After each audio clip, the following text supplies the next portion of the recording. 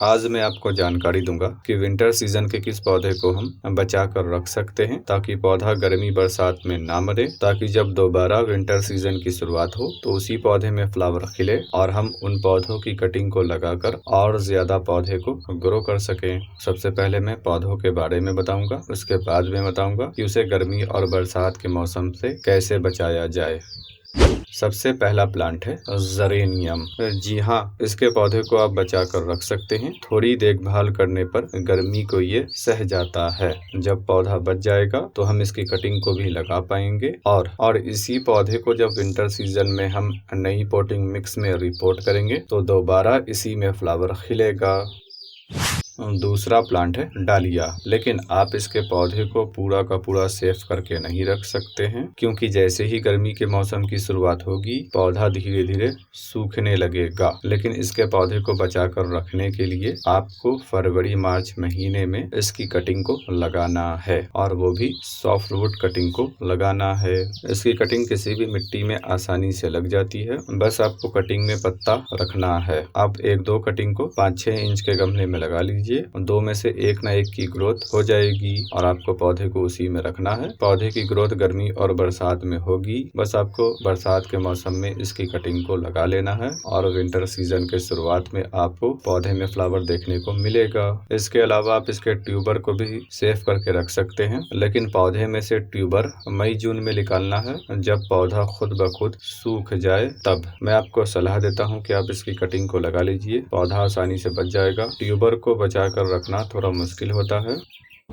तीसरा प्लांट है गुलेदाउदी। इसके पौधे को आसानी से बचा कर रखा जा सकता है। जब सर्दी के मौसम में फ्लावर खिलकर सूख जाए तो पौधे को हार्ड प्रून कर देना है। उसके बाद या तो आप इसी में पौधे को रहने दीजिए, और अगर आपको गमले की जरूरत है तो इसमें से पौधे को निकाल कर छोटे से गमले में या फिर पॉली बैग में लगा लीजिए, और बरसात के मौसम में इसकी कटिंग को लगा लेना है। इसके डिटेल वीडियो का लिंक मैंने डिस्क्रिप्शन में दे दिया है, आप उसे देख लीजिएगा। आपको और ज्यादा जानकारी इसके पौधे के बारे में मिल जाएगी।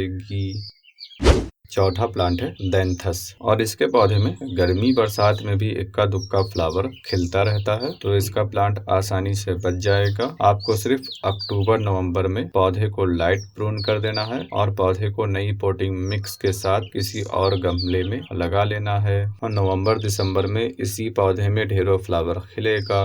पौधे की ग्रोथ कटिंग से तो हो जाती है, लेकिन कटिंग लगाना बेहतर नहीं है।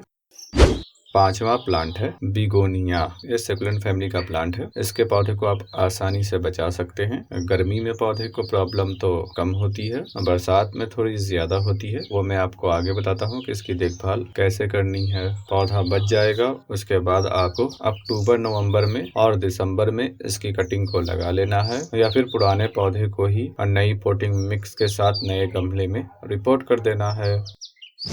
छठा प्लांट है कैलेनकोई। इसे कैलेंचो भी कहते हैं। इसकी देसी और हाइब्रिड वैरायटी आती है। सिंगल पेटल और मल्टी पेटल का फ्लावर भी इसमें खिलता है। यह भी सेकुलेंट फैमिली का प्लांट है। इसे कटिंग से और पत्ते से ग्रो किया जाता है। तो पौधे को बचा लेने के बाद अक्टूबर नवंबर में नई पोटिंग मिक्स के साथ रिपोर्ट कर देना है, या फिर पौधे की कटिंग को लगा लेना है। और यहाँ तक कि बरसात के मौसम में भी आप इसकी कटिंग को लगा सकते हैं।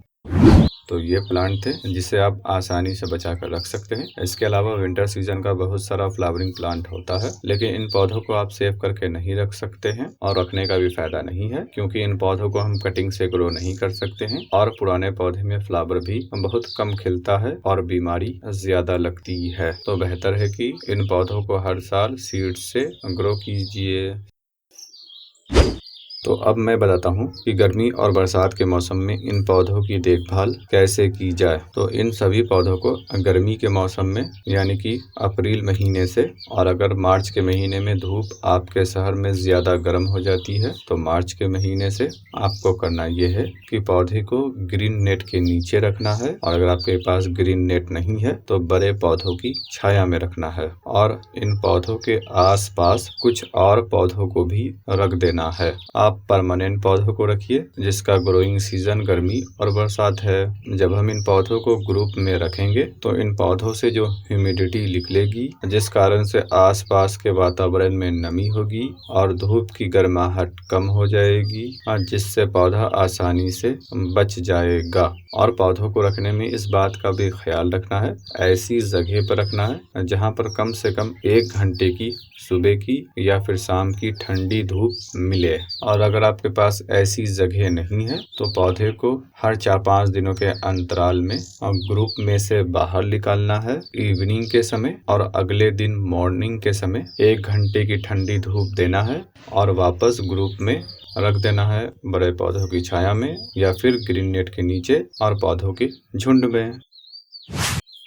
बरसात के मौसम में आपको करना ये है कि पौधे को ग्रीन नेट के नीचे रखना है। अगर आपके पास नहीं है तो बड़े पौधों की छाया में रखिए, लेकिन पौधों को ग्रुप में नहीं रखना है, क्योंकि बरसात में वैसे ही रेनी सीजन के कारण हवा में ह्यूमिडिटी रहती है, और यदि हम और सारे पौधों के साथ झुंड में रखेंगे तो ह्यूमिडिटी की अधिकता से पौधा गल जाएगा। तो इसीलिए आपको करना यह है कि जब आपके शहर में मुसलसल बारिश होनी शुरू हो जाए, यानी कि बारिश का सीजन पूरी तौर पर आ चुकी हो, तब आपको पौधे को ग्रुप में नहीं रखना है, आसपास के पौधे को हटा देना है। हाँ, 1-2 बड़े पौधों को रखना है जिससे सीधे तौर पर गर्म धूप इन पौधों को ना मिले। तो जब मुसलसल बारिश होनी शुरू हो जाए तब आपको पौधे को ऐसी जगह पर रखना है जहां पर हवा का वेंटिलेशन सही तरीके से होता रहे, यानी कि हवा आ रही हो तो उसे जाने का भी रास्ता मिले। जब हवा आसानी से क्रॉस होगी तो आसपास ज्यादा ह्यूमिडिटी नहीं रहेगी, जिससे पौधा बरसात के मौसम में भी आसानी से सरवाइव करेगा। पर ख्याल रखना है, इन पौधों को बारिश के पानी से भी बचा कर रखना है।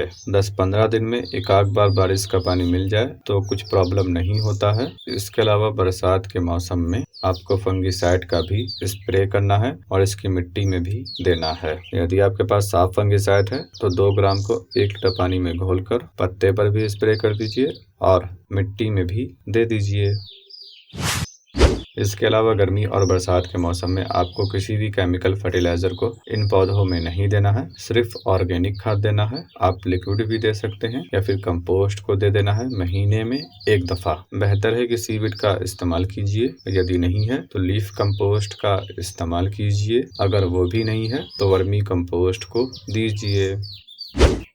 पानी हिसाब से देना है, क्योंकि इन पौधों का ग्रोइंग सीजन विंटर और स्प्रिंग सीजन है। गर्मी बरसात के मौसम में इन पौधों की ग्रोथ कम होती है तो पानी की भी जरूरत कम पड़ेगी, लेकिन मौसम गर्म है तो एटमॉस्फेयर में पानी उड़ेगा, तो उसी हिसाब से आपको पानी का भी ख्याल रखना है। ना ही ज्यादा और ना ही बहुत कम पानी देना है। 1-1.5 इंच की मिट्टी सूख जाए तभी पौधे में पानी देना है।